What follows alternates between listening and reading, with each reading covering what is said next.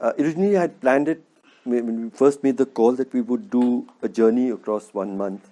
But we found that it meant so much to people that we had to continue. And also, what we saw made it necessary for us to continue. And I made a promise to myself that every month we would at least visit one state. So it's now been, I think, 25 journeys over the last 15 months to 13 states. And each of them, the pattern is more or less what you saw here. Each journey actually involves a lot that happens before and a lot that happens after, because it's not about just arriving. Because we feel we must go to each family in their homes like you would to a loved one or to a relative, not assemble them. So it involves very long journeys to distant parts of the country.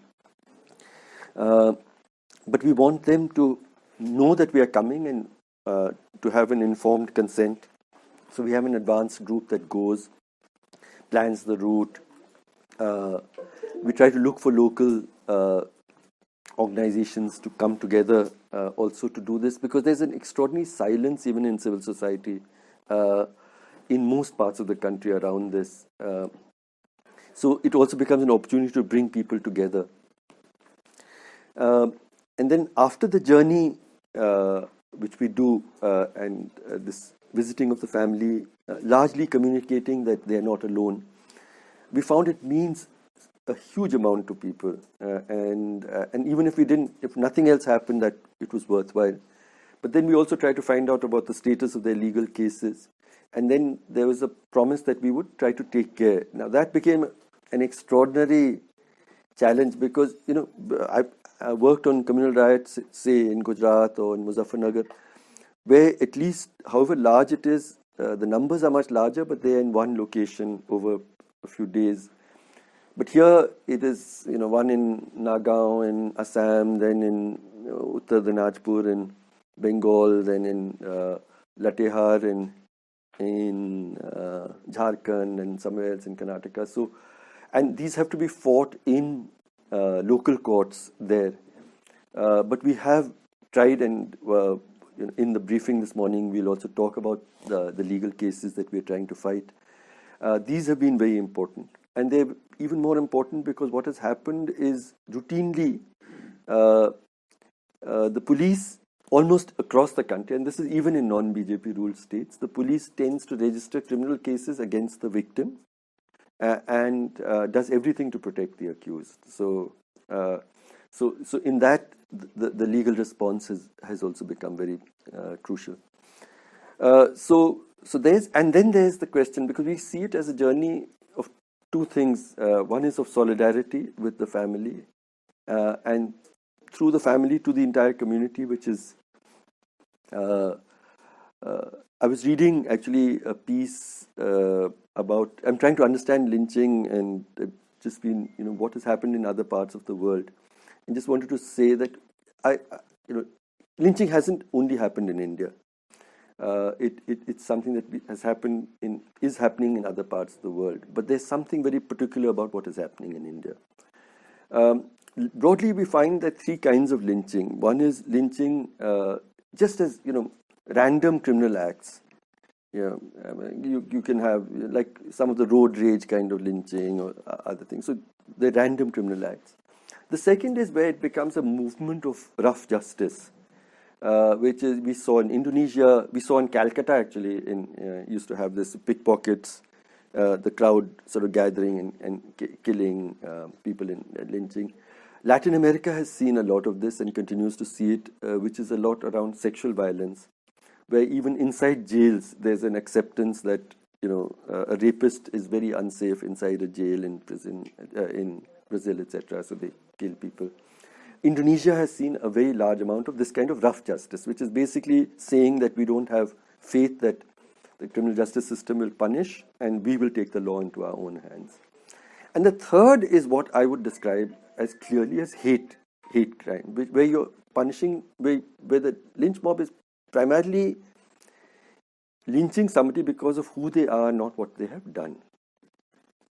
Though in much of these cases, it is hate crime dressed up as, in my understanding, as rough justice, because they say that we're doing it because this person was a cow thief or a cow smuggler, etc., etc. But the evidence always is very weak. And if you really see, for instance, if Pehlu Khan is coming with a milch cow, there could be no question that he was taking it for slaughter. You'd be crazy to spend 50,000 rupees or 40,000 rupees on a milch cow when the maximum you'd get for selling a cow for slaughter is about 5,000 rupees. So there was no, so the claim, although the Home Minister, the SP, everybody said he's a cow smuggler, but there was no evidence that he was a cow smuggler, but that was the reason. And it became very dramatic in Manipur, which was one of our most recent visits. And the fact that there's a pattern which is very similar. In Manipur, cow killing is not an emotive issue because everybody eats cow meat there. So there you have this young man, young Muslim man, handsome boy in his 20s who'd done his MBA and gone back. He was setting up a small business. He came from a middle-class family. There, apparently, the stereotype about the Muslim is that they steal vehicles. So he got this phone call, as happens in most of these. There's a pattern there, and he leaves. And the next thing that happens, he's in a village and he's surrounded, and they say that he came to steal a scooty which cost 10,000 rupees. And the crowd gathers, and then they lynch him to death. And you have exactly the same pattern. You have a lot of children this age taking videos, sometimes participating in the killing. And it's exactly the same pattern. And people keep coming, and the person is lying, and someone comes and hits, another person hits, he shakes a little bit, then they come and hit him. And I found another thing, that apparently when you lose a lot of blood, towards the end they ask for water, and nobody gives them water as well. In the same video in Manipur, you see the cops coming, and they actually with their rifles, they poke the fellow and see whether he's still alive. They turn him over. In Hapur, the cops actually tied him with ropes and dragged him like you drag a dead animal while he was still alive. So this is really, and the pattern of it being similar across. So I was just saying that, to my mind, the closest example that I could see anywhere in the world was of the killing of the blacks in America, the last decade of the 19th century and the first decade of the 20th century, where we see similar kinds of things, where the allegation is that the person, and largely accused of, that they were going to commit a sexual crime. The very famous case of a 14-year-old boy who was a domestic helper in America, and he just walked into the room of a teenage white girl, and she got startled, and they said he'd come to rape her, and how they hacked him to pieces, etc. The other thing about it is the performative character, that what is similar in America and here is the performative character. These are done for public. So in America, it actually used to be with the actual presence of people coming, white families in large numbers, like a picnic, and they used to watch while all of this was to unfold with great cruelty.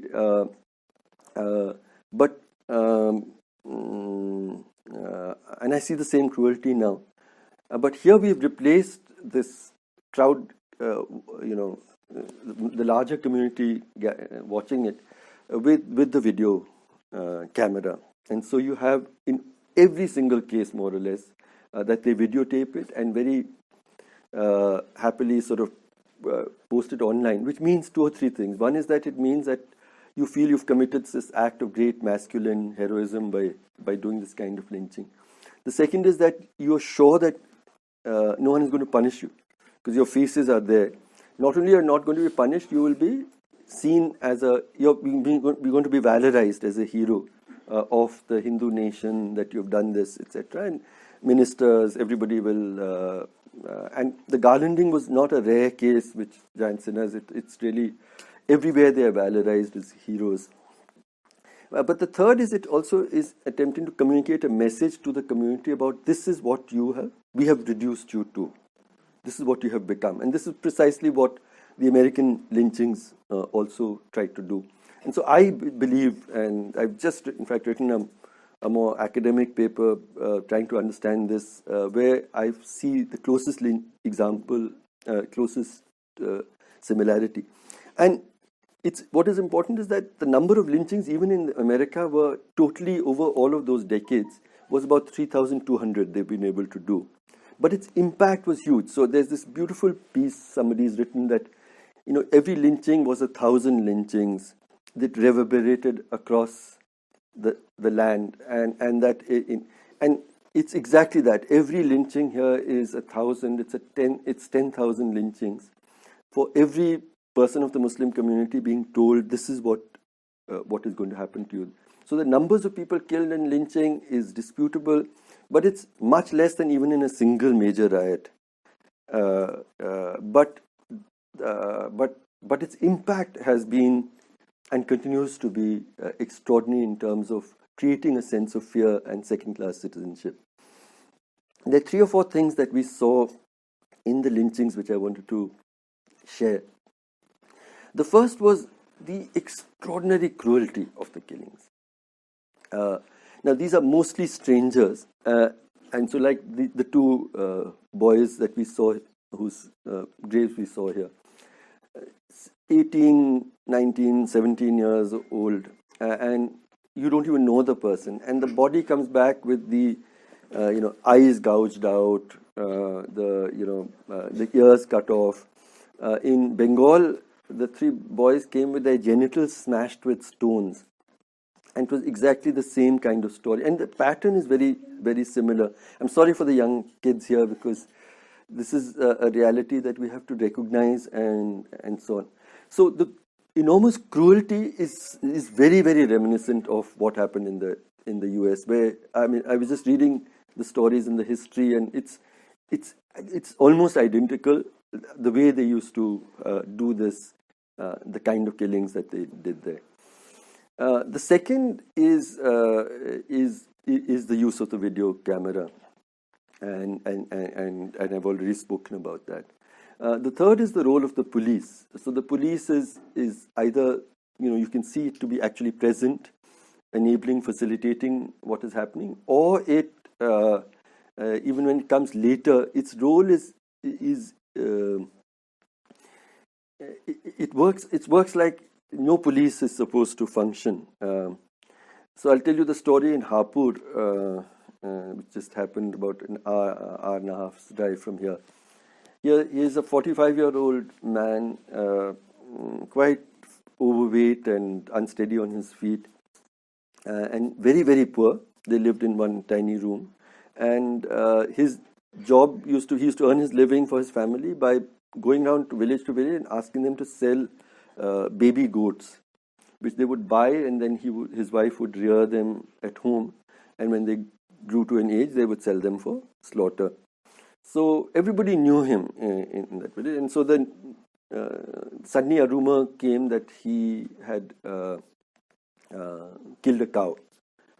And the temple announcement, people gather, and when we met the family, they said that there wasn't a part of his body which was not with injuries, and they were largely stab injuries, and people had gathered with screwdrivers, with scissors, and the most terrifying of all was with pens. I've never heard of, the pen as a weapon. We talk about metaphorically, but this was pen as a weapon in a literal sense, and it was there. The substantial number of them were kids exactly this age who did this, and so I think we have to recognize what we are doing to our society and the levels of hatred. And there, what happened after that was that the police, and it again came out with a picture. He was still alive at the end. He was asking for water, and then they tie him up with ropes and they drag him to the PHC, and along the way he probably finally lost his life. Literally, like you drag an animal. In several, they don't go quickly to take them to a hospital or whatever. There are delays and all of that. The role of the police, and after that, the police tends to dress these up as not as hate crimes. But they say that it was a road accident, it was a cow smuggler doing something, or road accident, animal cruelty. I mean, we came across one instance where, I forget which state it was, where the person was coming, they stopped the vehicle, the Gaurakshaks, they lynched two people, the other people, and got injured and ran away. And the police comes a few hours later, they overturn the vehicle, and they say it was cow smugglers carrying animals, breaking the law with animal cruelty, which met with an accident, and that's how these people got killed. And so it doesn't even appear in any record as an incident of lynching. So the role of the police is, and increasingly we are seeing the police almost, and this again is very similar to the US, where after a point of time the police began to do public, you don't have to lynch, we will do public hangings. And here we're having the police doing encounters and doing pretty much, I see again a parallel that we outsourced our hate in a sense to the lynch mob. The lynch mob is now outsourcing it to the police. Is a pattern that I say. And Haryana, of course, is an extreme case where they've actually created a cow protection force as part of the police, as part of the uniformed police, headed by a very passionate woman officer who really speaks like a Hindutva person in her speeches. But in Haryana, Western UP, etc., they have now these things, chowkis for cow protection, where the Gaurakshak and the police, you can't even make out who is who. They all work together in this. So that's the role of the police. And the third and the last thing that I wanted to talk about, which troubled me even more deeply than these two, which is the role of the local community. As an IS officer, I've handled many riots, and even in post that, working in Gujarat and in Muzaffarnagar, even in the worst of riots, I see that I would still say that the number of people who killed from the Hindu community, the number of people who saved lives are always larger in every location that I've seen so far. That seems to, I don't know, the levels of hatred have reached a level where you don't hear stories of people intervening and helping people during or after. And every place I keep asking, somebody must have come. Like almost, please, let there be somebody who came and helped you. But we don't hear these stories. And even later, these people are left completely to themselves. And that is why a journey like the Karwan means so much, because it's a some sort of important looking people have landed up from far places, and they seem to be concerned about our lives. That sort of communicates some kind of solace that all is not lost. We are not completely alone in all of this. So the absence of local compassion. And here I'll end with a particular story. This was a case actually which is a solitary hate crime. It was not technically a lynching. And I think lynching is a sort of very loose word we are using. We're really talking about hate crime and the spurt of hate crime. But this lynching that we saw, this hate crime that we saw on the 25th anniversary of the Babri Masjid demolition on December 6th, year before last, 2017, this young man decided that he wanted to performatively kill a Muslim, any Muslim. How does he plan this? On the one hand, he gets his 14-year-old nephew to agree to videotape it. And he tells nobody else. And when you see that video, the most frightening thing about it is how steady the boy's hand is. It's like he's on a tripod. And he's watching all of this. He's this age. And his hand is completely steady. Now, he needed to kill a Muslim, so there were Bengali Muslim circular migrants who come in from Malda routinely, and they do this RCC work apparently in Rajasthan. That is sort of now work that is done by these migrants. And so he could call up this person. He got a number, so he said कि मुझे boundary wall बनाना है अपने plot में, and he called him up, Afrazul, and he lands up completely unsuspectingly, of course, and he's on a scooter, and the video shows him. He arrives. Now, 15 seconds. You never met this man in your life, and he has these instruments of construction. And you see Shambhulal Regar, he picks up those things and bludgeons him. And his last words are, Babu, mujhe maar kyun rahe ho? And then he gets a sharp instrument, he chops him up. Then he gets petrol, he sprinkles it, and he sets it on fire. And all of this boy is videotaping with his hands completely steady.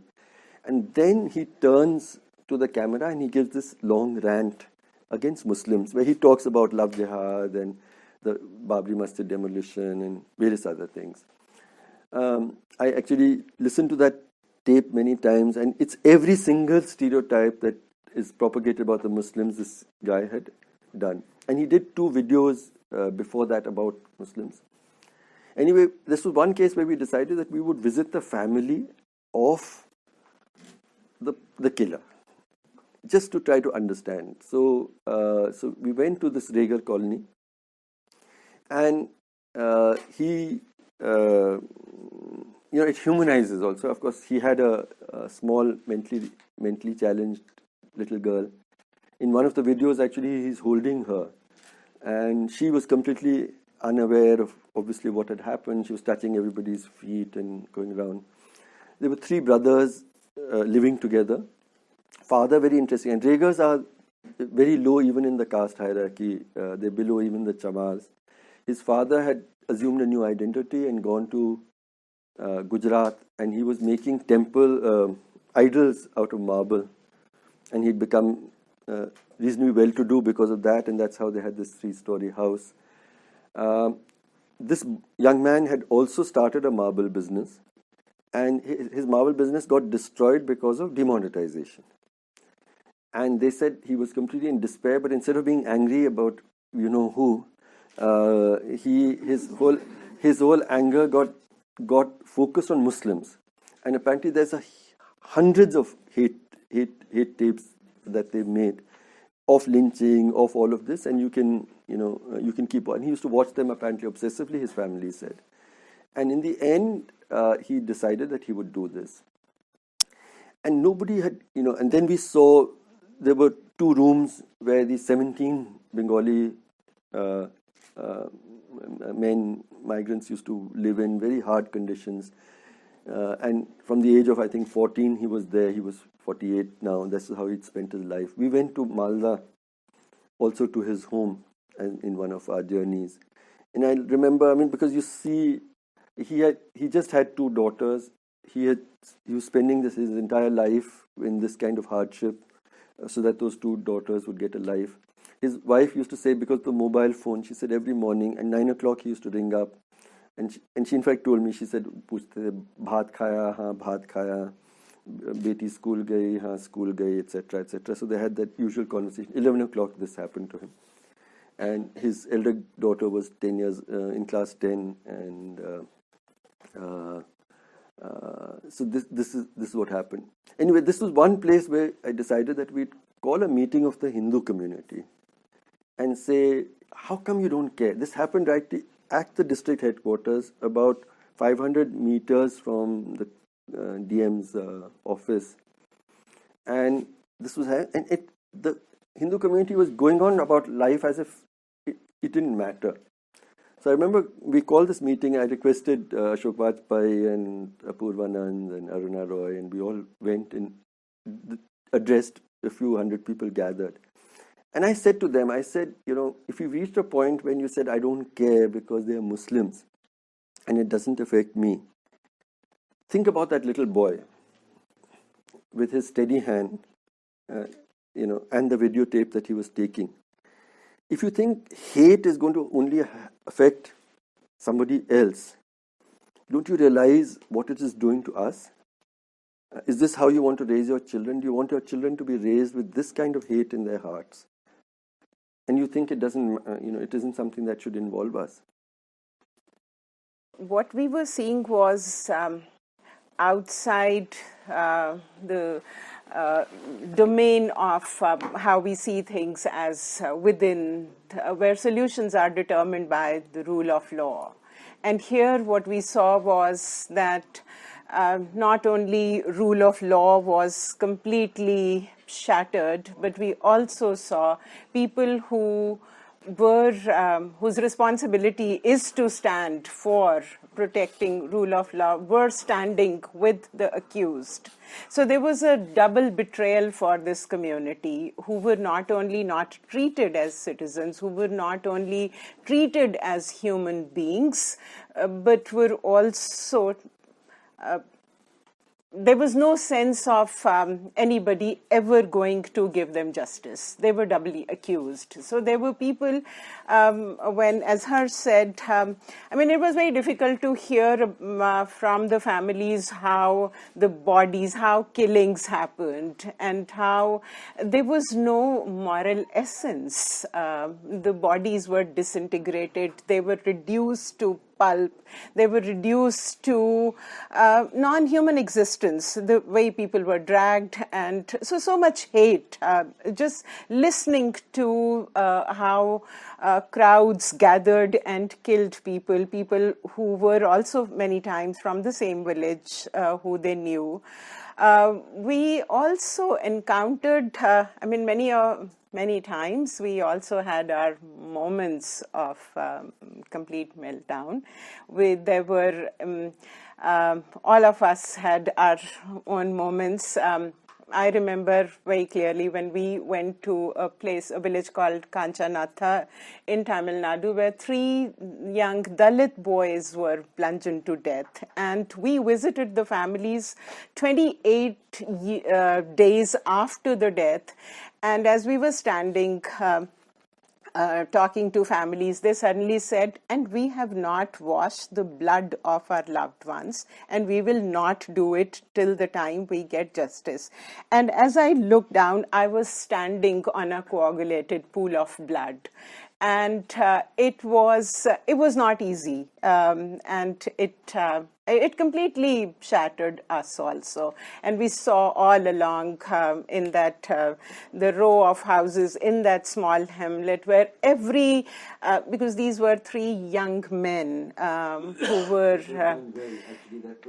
that was what their crime was, that they had done well. So then when they were hit with logs of wood,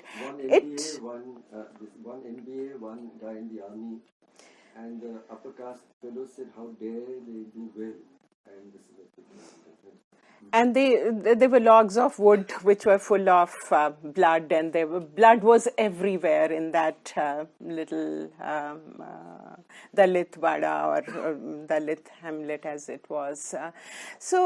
And they also described how about 40 people from the other side of the village came, also accompanied by Thakur women, the high caste women, how they went about attacking, and it left us. We started asking this question. It's not that suddenly crowds became very strong. It was very clear that the institutions which had the power to restrict or limit the power of these crowds had completely broken under what we can say is the weight of very muscular politics that's being played out. We also saw, in our journeys, there were we did meet Dalits who'd been lynched also, but in other places it was Muslims who'd been lynched, and they were. We saw that, as they described, wherever we went, families gathered, that the entire community was criminalized. It's not one person, it's the entire community, the stereotypes, the hate, everybody is criminalized, and Muslims reduced to a sense, to a number where they needed to be killed. So killed with impunity, where impunity is not that we did not see immunity from arrest. We saw impunity where they had the power, and they were given this power to completely do whatever they wanted to, and there will be no accountability. So in that sense, it's not only it's not a negative power, it was a positive power. Go do whatever you want to, and you will not. And as Harsh said, there were also, these were videotaped, and people were posing. Nobody was trying to hide their faces as the videos are taken. And also, in some sense, complete, and also laughing. In many videos, we see people laughing, and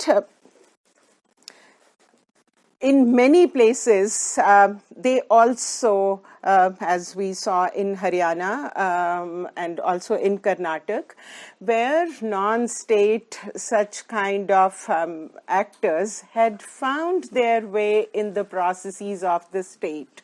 They are, in Haryana, there is a task force of Gaurakshaks task force, there's an IPS officer, and there are other Gaurakshaks who have identities also. So they've kind of become a para-state where they come, they report on these matters, and there's complete vulgarization of power, and with full impunity. There is, what they are doing is, we found that what they were doing was completely illegal, but the state thought it was legitimate, because they were also following the interests and also the values of a dominant community to which this state thinks it's responsible and accountable. The state is not accountable to the rights of citizens, but to the values of this majoritarian mob, which is the Hindu mob, where they find their accountability, where they see their sanctions, and that's why all the actions of this crowd is completely legitimized. The other thing which we saw, that the institutions as they broke, it's not that police did not do, not only that police did not do their work, there are other records which are central registration, giving out death certificates. We saw hospitals completely compromised, where they were not even given their reports of post-mortem, where post-mortems were not done with effectiveness. We saw police, we walked on in Hapur, blood-soaked mud. We, with our own phone cameras, took pictures of the two who had died, their broken chappals, sandals lying there. There is blood-soaked mud there. Nobody collected any evidence there. So police, they not even cordoned the basic protocols which police will follow for any criminal thing that has happened. Nothing is followed. So there is a complete not only denial, but also they said, villagers told us that police came and they were doing thokar marke, they were overturning the stones and mud clumps so that blood is not visible, but it was so visible everywhere. It was, we could take pictures, but they could not. We also saw, so the destruction of evidence, and then the local judiciary, which was where all the people, almost everywhere we went, they'd been granted bail by those who, the so-called unnamed crowd. So that's also a process of the state. This is how state is functioning, the lower judiciary. The police is calling them an unidentified mob, where people knew who the people were because they are there on camera, and yet they are called unidentified mob, and then when arrested they are given bail very easily. So I mean, and there were, we saw families who were grieving in isolation. We saw especially women who were not even sitting in the courtyards outside, but in the interior chambers, as our cultural practices are. I mean, we are part of women's movement. We are part of and we pride ourselves that we stand in solidarity, sisterhood. But we thought that even our women's movement has not reached out to any of these people, not asked them how they felt about. We met several widows who had been married actually to the brothers-in-law when their husbands died, and the brother-in-law is now killed in. And there was one person who told us, I said, "How are you?" And she suddenly said very harshly, she said, "I'm not okay. I came to this house when this person, who she's now married to because her husband is killed, he was 10, and now I'm married to him, and I'm pregnant, and I'm not happy." And so there was all kinds of stories that we heard of major injustices, which by teaching, by the hate that's been generated, the edifice of it, over which the present regime is presiding, has actually unleashed a sea of sorrow for people who went through, who became victims, but also in terms of the generations which have been created. I think I'll end by saying that when we started this journey, when we joined Harsh, at least I thought, and I know many of my colleagues, we thought that if this was happening, these lynchings were happening, and they were happening with impunity, with victims having no right to justice or to truth, it's all making us less human. All of us are implicated in this, and if we don't talk about, if we don't, our humanity is less humanity. And I think we saw that if we did not go there, if we did not do and followed Harsh as he led this karma, we would probably be lesser humans if we had not witnessed, if we had not. And we also saw that democracy, it's not about elections. Elections will come and go, but if within a democratic system we cannot say what is just and what is not just, it is not a democracy, it's a mobocracy. It'll not be, if we cannot distinguish between what's happening in this country from justice to injustice. So I think the Karwa journeys had been very important for many people. I sometimes hear from people, they say that, journey after journey, the same thing. We are seeing patterns, and we are seeing systematic, synchronized attacks and a similar pattern. But each story also had a different a different story of tragedy, of different story of grief. I think these are some of my reflections. This last 2 years have been a journey to the valley of the shadow of death. It's a phrase from the Bible. That is what it is. So since all is said, let me just bring some of the patterns. It is not that only Muslims are the victim. We have seen a Christian, a Catholic, lynched for buying bullock meat, and his widow asked me to pray at his grave. We have seen, because this journey is also not just about lynchings, it's about the National Citizenship Register and the response of the Northeast, and several other things, and Dayals, which are witches, where people from the same family brand an elderly grey-haired woman as a witch because they eyed the 2 acres her late husband left her. So, but even then, there are patterns. And I would like to warn you, we are seeing Islamophobia as it has not been seen ever before, including in 1947, where my father was in a branch of the Indian Army, and told me stories about it. We are seeing Islamophobia of an extent that, as he said, children of 10 or 12 with pens in their hand to old people, were Christians, Catholics among them, and Sikhs, become part of the larger mob. So it is no longer just a Hindu upper caste mob. It is all of us versus him, which is very frightening. It's for the first time, as a reporter, as an instant writer of history, I've seen. And that, for me, is a very big danger signal.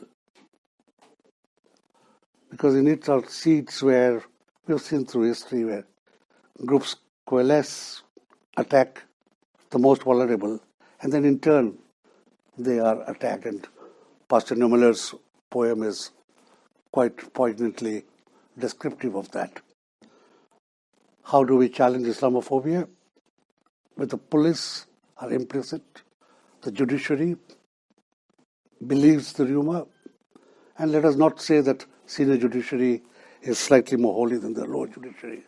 20 years ago, yesterday, we observed the 20th anniversary of Graham Stuart Steyn and his children being burnt alive in a forest. I fought a case up to the Supreme Court.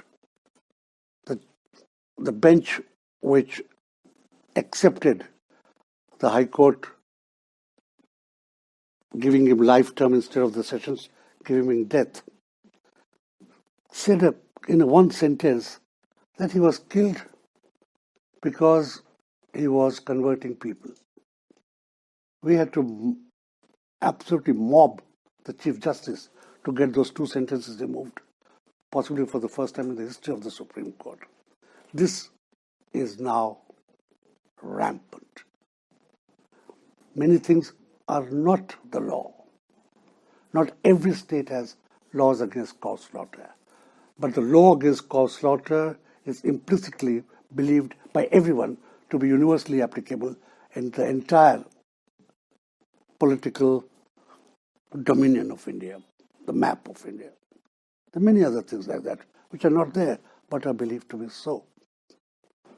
And this is very worrisome because the system seems to have been corrupted and is quite agreeing with what Mr. Modi, Mr. Shah and others are doing. I would like to again pick up on what I said earlier, that we become part of the larger mob.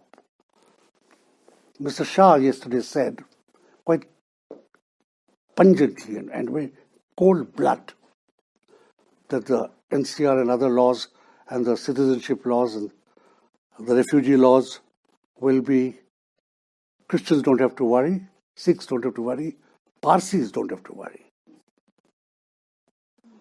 And later today I'll go and ask the bishops how many of them have spoken. I wrote in my blog, and that's part of my job, I blog on the spot in the car as we travel 400 kilometers from one lynching to another. Nobody has protested. The Sikhs have not said that we have suffered and we don't want to be safe now if the Muslim is not safe.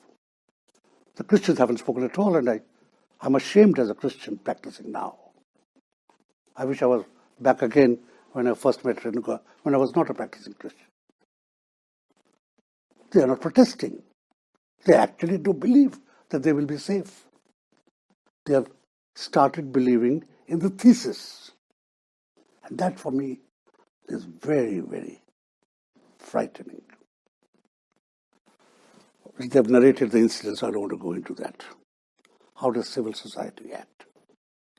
In Assam, we can't find a sane person to travel with us.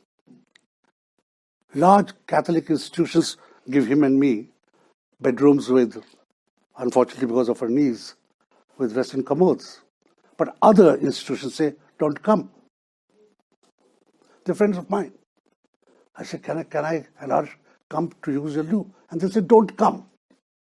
Because then they would be seen joining us and they would then be the new targets. This is also frightening. What is happening? our civil society is a farce, I tell you that, having been part of it for most of my adult life. Because when the chips are down, we seem not to find the guts. The hollow in our stomach is an absence of guts. It's not the hollow that should be there in the pit of your stomach, in the face of all this trauma. That is frightening.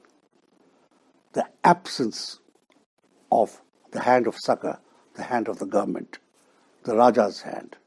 Relief doesn't come. It comes in pittance. It also comes, if it does, because there's a death and the coroner or whatever reports there are. It also comes with a counter case against the brother. And they would have filed a counter case against the widow if they could. If of the widow were a man, maybe they would have filed a case against him or her. There is no grace in the relief. She mentioned about doctors. They've compromised their conscience. Fake medical reports. Absolutely. 4-5 days ago, all of us, barring Natasha, were in a village. And after seeing this widow, etc., the lawyer accompanying us, we took the widow with us to go to the Tehsildar so that she could get at last her husband's death certificate. And I say it from hearsay, but they were present. The lawyer, our own lawyer from unbearably, says she's a widow. She needs her husband's death certificate. ये विधवा है, इसको अपने पति का मृत्यु प्रमाण चाहिए. Honorable the Tehsildar, who if he's in his 40s, by the time he is 60 would possibly be a ADM somewhere, says, Sonia Gandhi भी विधवा है, उसको भी certificate दे दे क्या? Is the acidity. Sonia Gandhi भी विधवा है, तो क्या मैं certificate मांग सकता हूँ? The poison in that phrase. Hindi is not my mother tongue, but the poison is poison. I mean, I can translate it into. These are things, the poison has sunk deep. It will require 1 million and more karmas to extend a hand of healing. There is no contrition. Let us not fool ourselves. There is no contrition. Not in the mob, not in the crowd, not in the collector, not in the professors, the teachers. None, not at all. This is my experience, traveling as with him everywhere. And the lack of contrition then prevents you from seeking forgiveness. Because there's a process. You must accept that you've committed a crime. You must feel sorry that you've done it. And then you say, okay, can we live together? If you say, okay, I killed you, it is a damn good thing I killed you, but we can forget it and move on. Can't move on. And this is the common sense. Can we move on? The victim wants to move on because he's got children to bring up. But her moving on is not absenting herself from what happened. When the village wants to move on, and they want to move on from everything. Why is Ambedkar's hand up there and all of us high caste Rajputs have to pass under his hand? And they demolish it and also kill a few people. They just want to move on because otherwise the policeman keeps on harassing them. Or there's a new election coming. And these things are societal. I think some of you, Tanika, we need to see the pattern and see how deep the malaise has set in, and to see if we can collectively devise some curative process. But there must be a curative process. Otherwise, we are sunk as a nation. Nations come and go, but we are sunk as a people. And that is very worrisome. On a personal note, I must tell you, my only son is married to a Hindu. My brother's only child, a daughter, is married to a Muslim. I always have a very personal stake in it, which brings me to the last point I want to make. The morbidity. This last person that we were talking about, the widow, they have a laptop. It's a poor family, but they have a laptop. And mother and child were trying to find out where the exact shot was of the husband being killed. The exact shot. They had become experts seeing it. While, as Harsh says, the killer, and now their voice-actuated commands on smartphones, give me in Hindi if you say, or whatever is the lynching word, uska kaise karna hai, it automatically brings you up. Chap showed it to us. He said the words, and there it was on his smartphone, how to kill a Muslim. How do you kill so that you don't leave? I mean, Yeah, there are yeah. videos on this which we saw. Yeah. I laugh lest I cry. But what about the morbidity? See, back in Kerala, now we have got drones filming our grandmother's funeral, also our daughter-in-law's marriage. Because there's a certain morbidity about seeing how many people came. Did the chief minister come or not come? Did the bishop preside or not? Was every relative there? And you do it when you play back the whatever tape it used to be called. You would do that. This is gone beyond that. In the killer crowds, it may be lessons, it may be keeping racial memory alive. In the victims, what is happening? When mother and son 12, mother 40, maybe or 35, very difficult to tell age sometimes. Collectively, together, fiddling on the touchpad, where is the shot which shows her husband and his father taking the last gasp.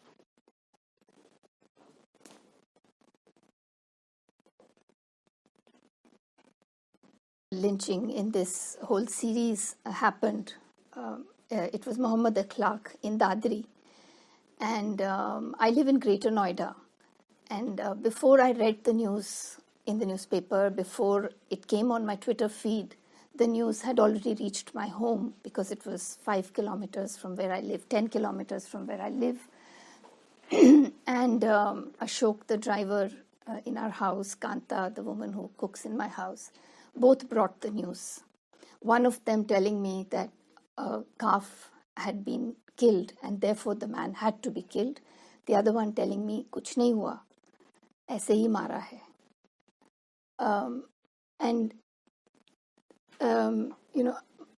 My parents are partition refugees, and we have grown up hearing the stories of how people killed their own neighbors or refused to protect their own neighbors in 1947. And we've always wondered how it could have happened. We've read about Nazi Germany and wondered how it could have happened. And somewhere in my growing up years, there was, now I know, a fallacious belief that this cannot happen again. That the world has moved on, that we have evolved as a civilization, as a people. Something about our democratic systems, our societies, our own consciousness will not allow anything like this to happen again. And I felt like I had witnessed the lynching of Akhlaq. It had happened so close to my house. Another 8-9 months later, Junaid, a 16-year-old boy, was killed on a train platform, first attacked in a train, then thrown off the train and left to die on a platform, simply because he was a Muslim boy. And it was a couple of days before Eid. My husband is a Muslim, as a family, we had traveled to my home, our home in our village. And, there was Eid in the air. There was festival in the air. And here comes this news that a boy who had come to Delhi, spent the day shopping with his brothers, and was going back with his new clothes to celebrate Eid, was now a 16-year-old boy, was not going to reach home. He had been killed. And just the horror of what his parents must be going through, what he went through, how could this happen in broad daylight in a train? We travel that distance all the time. We travel that route all the time. And that sense, the sense of danger became so palpable, so close and so personal. and also the sense of horror.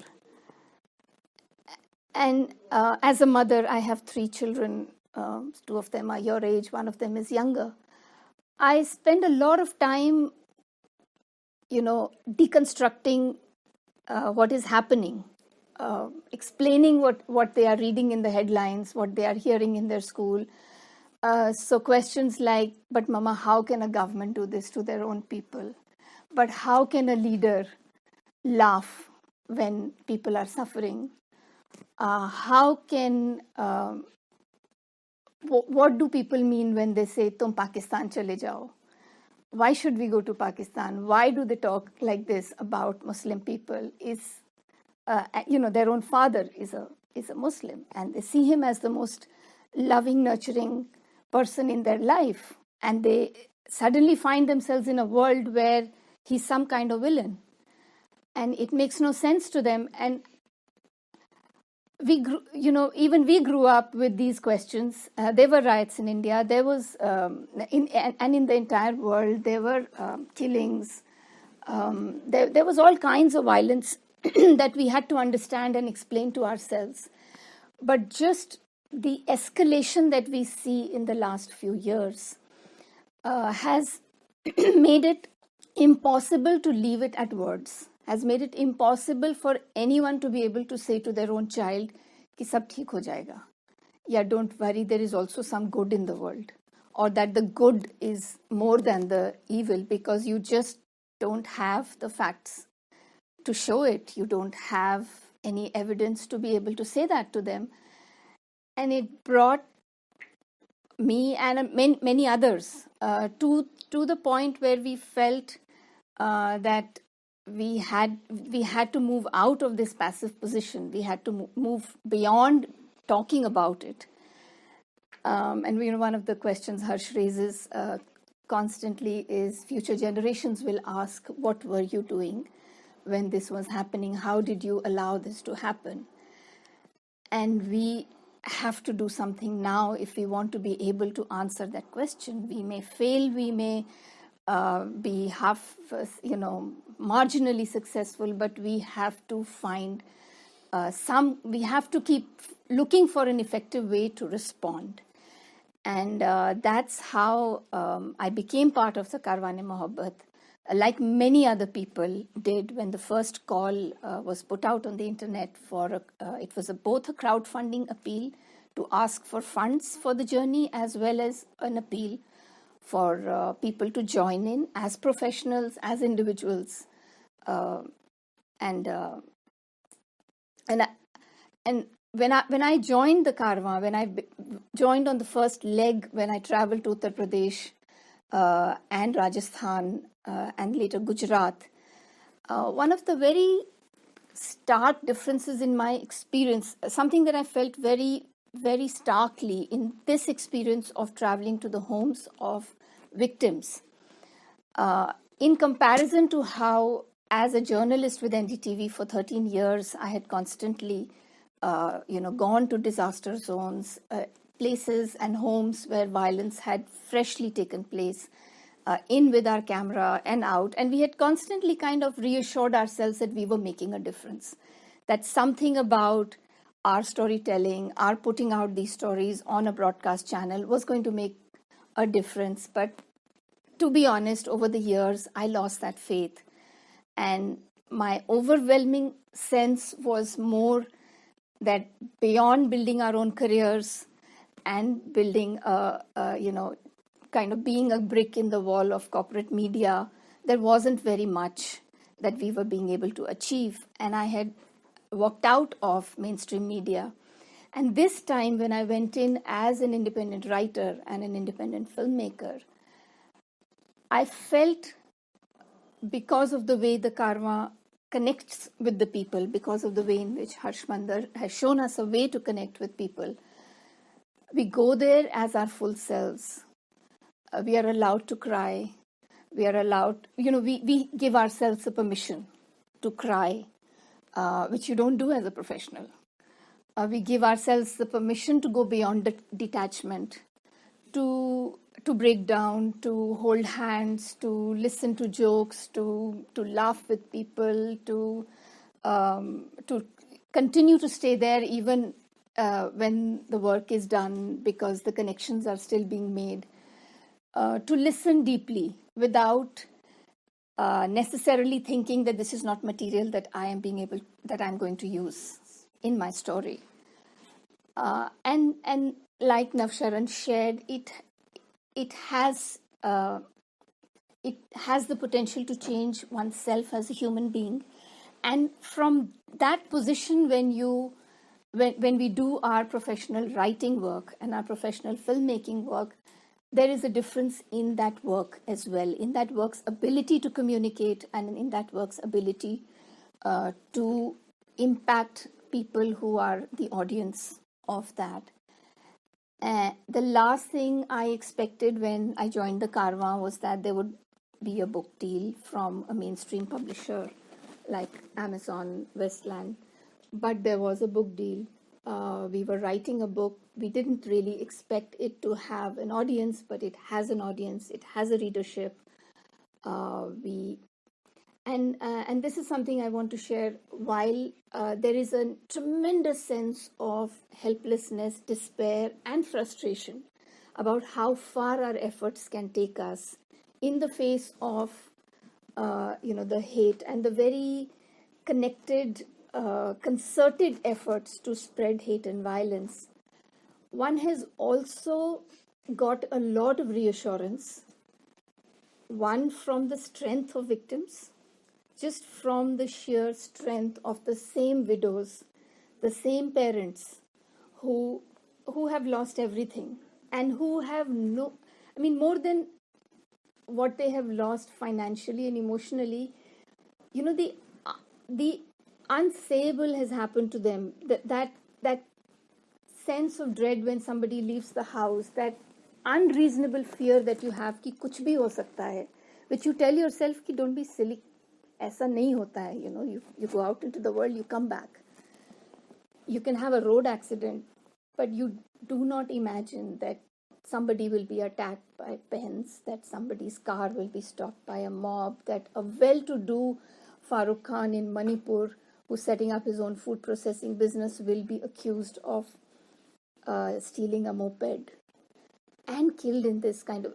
it's the last thing that you can imagine. It has already happened to people. And how do you live with that reality? How do you go to sleep? How do you wake up as a human being? How do you continue to care for those who still need your care? Parents and widows and widowers have to go on because there is the rest of the family to take care of. There is themselves to take care of.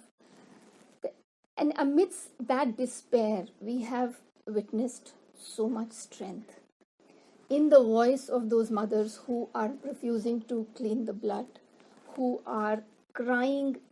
And actually also there was a mother in Jharkhand who cried out loud in the way in which her son had cried when he called her from the police station and said, the police is going to come to my room, unko sab kuch de do, ye mujhe maar denge nahi to.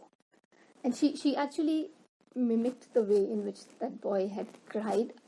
And yet the same woman has the strength to ask for justice, to continue to make her voice be heard. So people's lives have transformed. They did not mean to become activists, but they have become activists. They are not going to sit and allow the forgetting to happen. And when you become part of that, even for half an hour or 2 hours, you realize that you are now the upholder. You have to hold their memories. You have to hold their grief. You have to feel, you feel their grief, and it's okay. I had expected that subsequent Karwan journeys would be easier because I would grow up. I would be more adult. I'm constantly shocked to find out how they become tougher.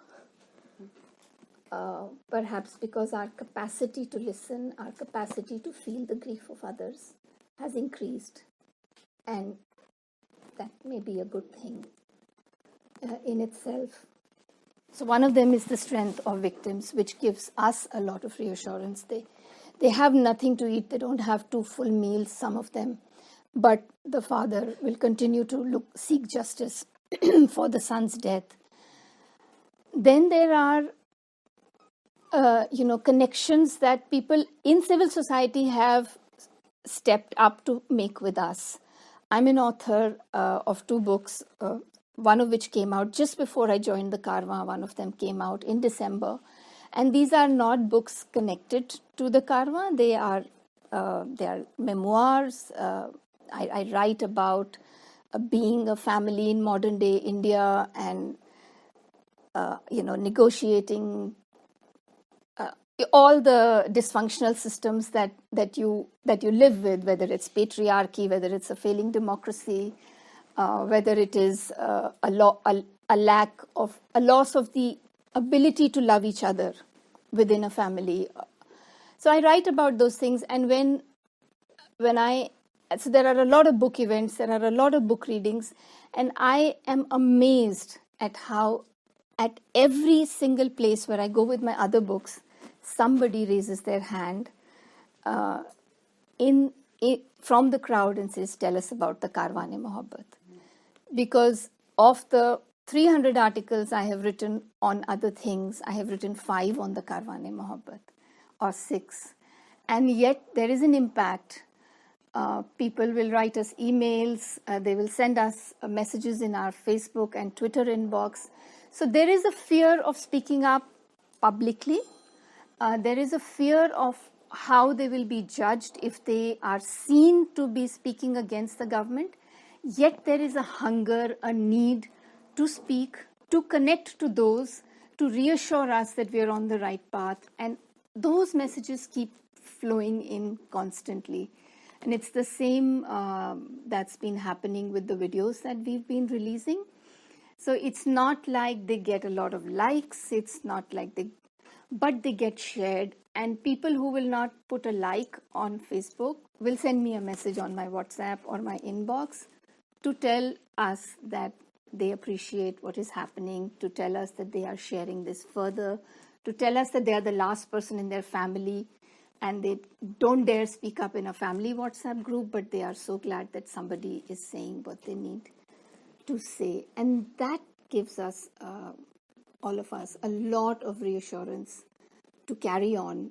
That assures us that we must stay on this path and not look at that conventional way of, what is the impact in terms of social media, etc. So that's also been part of the journey, and that's where our voices, which sometimes crack when we are telling these stories, also gain this strength to speak up.